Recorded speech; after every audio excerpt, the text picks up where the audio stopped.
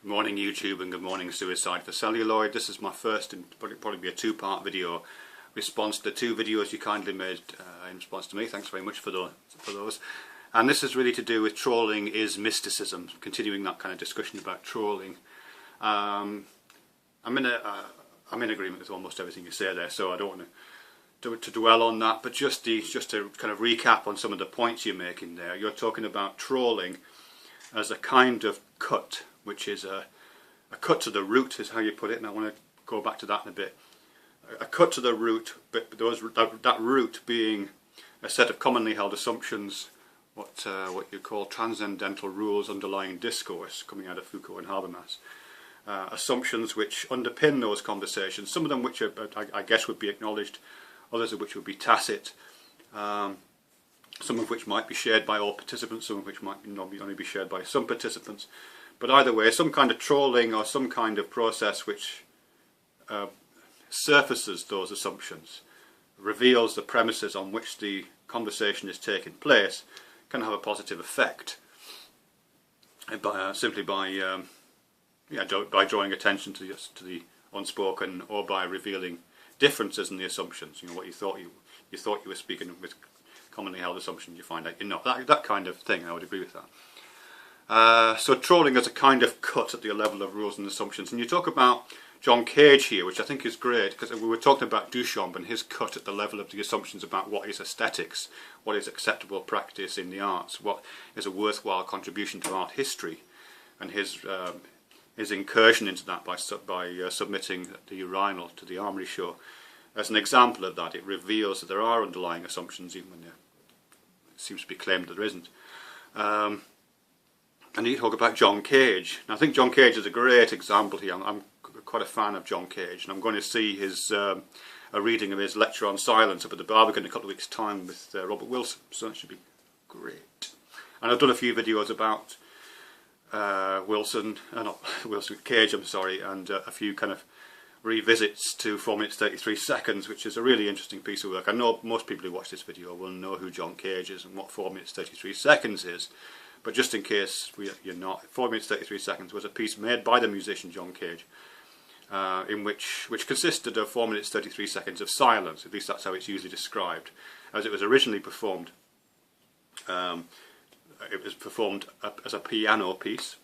The pianist sits at the piano. The piece starts. He raises the lid of the piano. That's movement, and then closes it again. That's movement 1. Lifts it again, and then closes it. That's movement 2. Lifts it again, closes it. That's movement 3. And it lasts as long as he wants it to last. Really, I think the first performance was 4 minutes 33 seconds, and so the piece became 4 minutes 33 seconds. But it's not really 4 minutes 33 seconds of silence. It's 4 minutes 33 seconds of whatever sound is captured within that space of time. So sounds in the auditorium, the sounds of shuffling, the sounds of murmuring, breathing, the creaking of the timbers in the roof, whatever sounds are made of the music. And it does cut to the assumptions about what music is, but I'm not sure if it cuts it in a way that is, I don't want to say the word destructive, but there is something quite destructive about good trolling even, isn't there? It's not really about that, is it? It's about a kind of a cut that opens out an aspect of what music is. You know, if our assumption is that music is a set of sounds produced by some instrumental means, then what John Cage's 4 minutes 33 seconds reveals is that it's not sounds. It's organised sound taking place within a framework of silence, and it's also a massive act of attention giving, isn't it? That's kind of the point, which has always been there. It isn't an assumption we question and then reject, and we say, "Oh, right, we're built on shaky ground here." We recognise that when it was pointed out to us that, of course, that's what music is. Of course, it has to have silence within it, and of course, it's granted the status of music by this act of attention that the audience gives it, and this kind of special form of being present with those sounds that we all adopt when we go to a music concert of some kind. And so those things have always been there. So I think it's fascinating, that aspect of it, I think, and that opening out that Cage does in that moment is a really revealing thing. A paradigm shifting thing, you might almost say, you know, because of course it draws attention to the role of of an active audience in all those environments and those experiences, doesn't it? Okay, and then you talk about Zen, which I would agree with, and the fact that these things also can take place, that cutting to the assumptions, whether it be a cutting to the assumptions that dismantles those assumptions, or whether it be the kind of cut that I would suggest Cage is engaged in, which cuts and then opens out and reveals for non-destructive positive purposes. Whether it be either of those, I think you do find those in Zen koans, for example, and the one you talked about, those kind of weird semi-insulting statements that you get from Zen masters is typical of that, and has that effect, I think. You know, it kind of cuts to the root of your basic assumptions. If I want to achieve enlightenment, how long will it take? 10 years. How about if I work really hard? 20 years. Cuts to the assumption of that in order to achieve something you have to work really hard.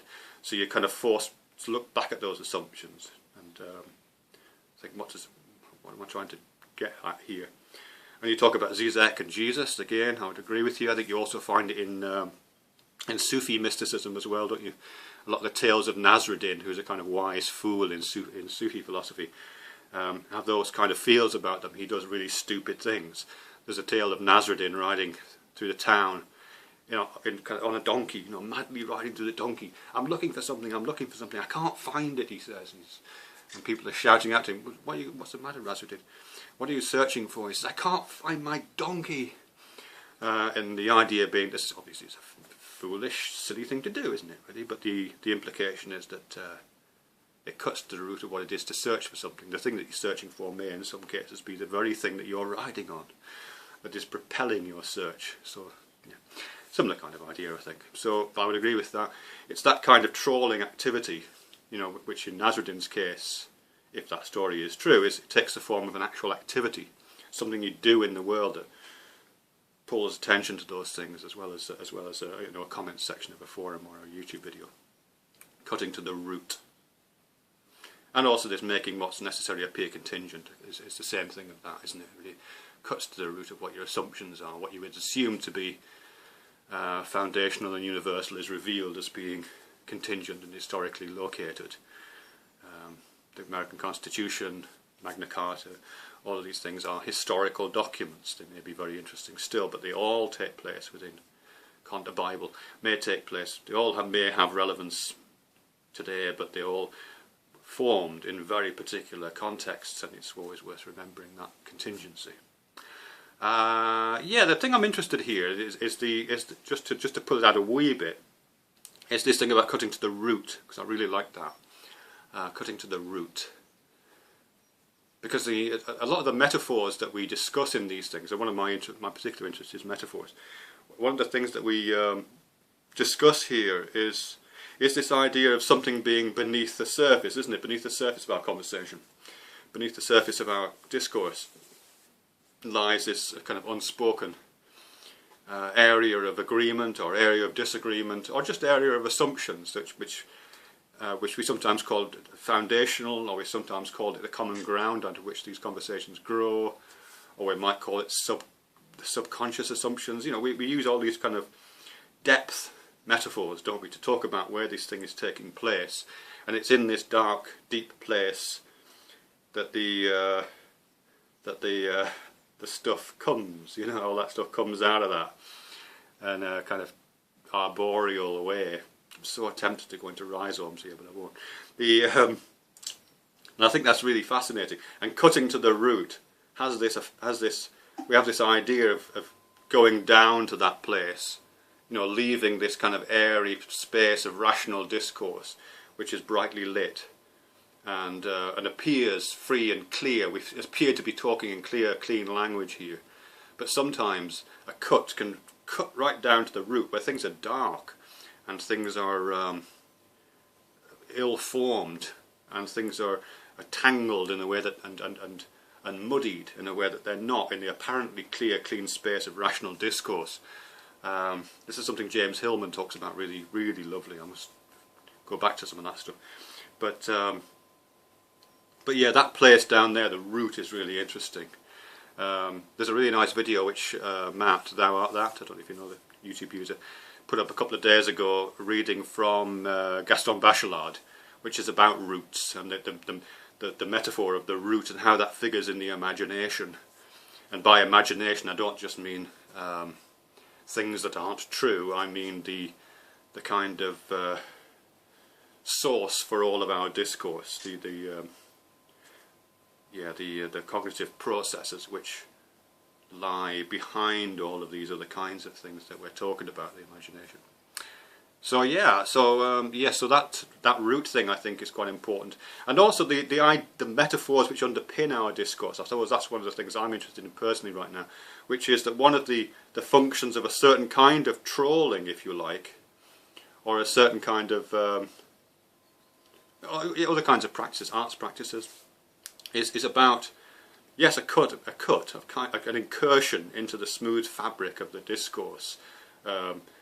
Digging under the apparently brightly lit surface of that discourse to where the assumptions are, but a lot of those assumptions are also underlying metaphors, aren't they? And sometimes I've seen trolling in comments take the form simply of a question which draws attention to the metaphor which is supporting a particular conversation. So in our conversation, a slightly trolling comment would be to say, root? Question mark.